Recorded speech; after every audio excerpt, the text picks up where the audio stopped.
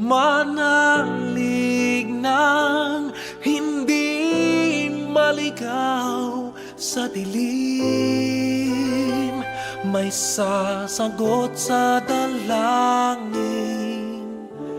Huwag kang matakot, huwag mabahala. Have a great day, everyone. Welcome once again to the Instructor's Compass. By the way, this is Sir Noy Gonzaga, your online instructor, and our topic for this moment is the salience of history taking. By the way, let me first give you a background. What is history taking? When we say history taking, this is in a form of an interview to another person because you want facts to be taken and well accounted for. Now, oftentimes, we only research on the person, we only study the person, we only ask other people about the person. We don't actually give time in asking the person real things that comes from him because he is the owner of his own body. Now, it is very sad that even if you will buy appliances, utensils today, as example, washing machine or car or refrigerator, these store owners will still trust the people living around your home, the people who are what we call your neighbors, rather than your word of mouth, your experience, your personal factual ideas that you can share with them. However, let me emphasize this one, especially in the world of healthcare.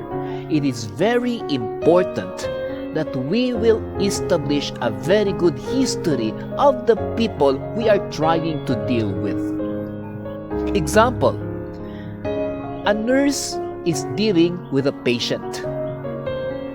A very good history taking, a very good interview that can be conducted by the nurse will result into two possible things.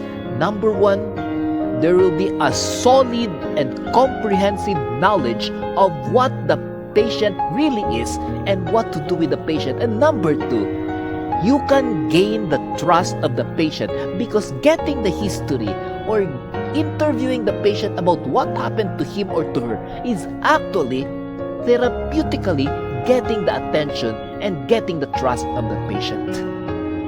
Now,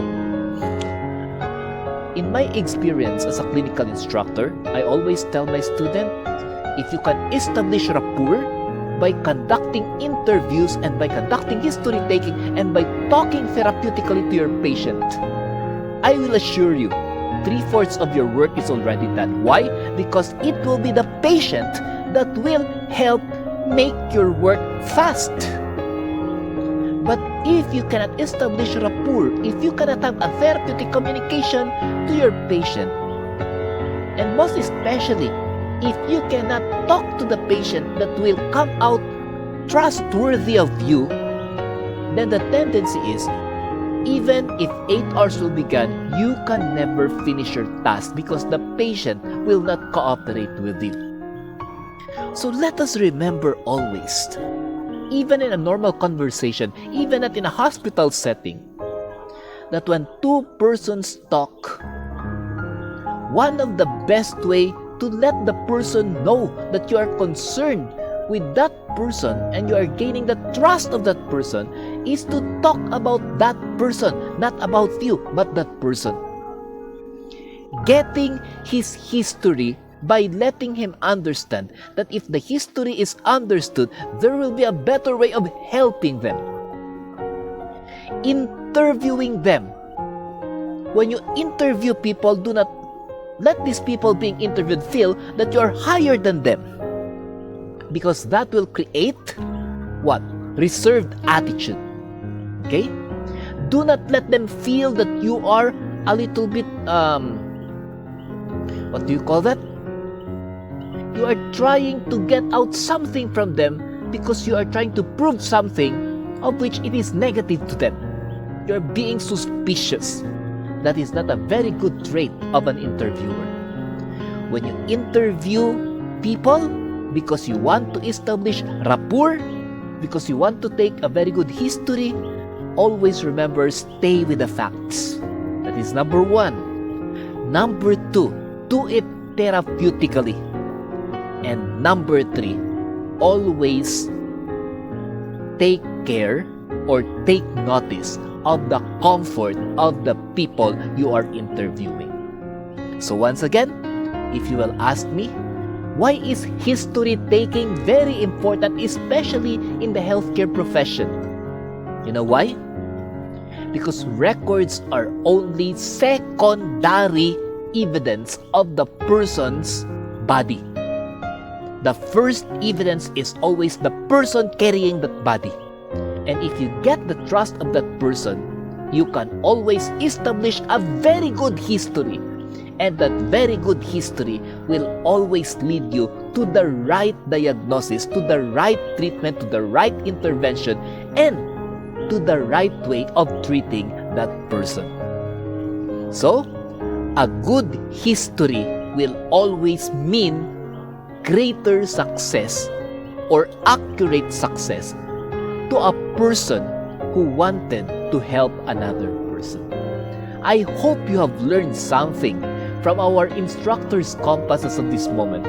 And our topic is focused on history taking.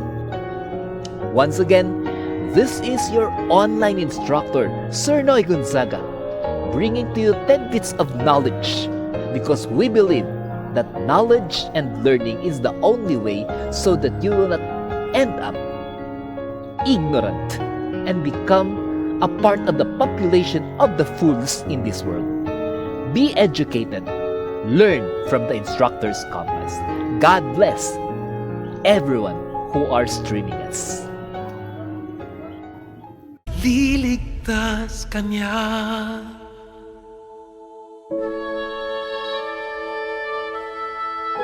Ililigtas ka niya.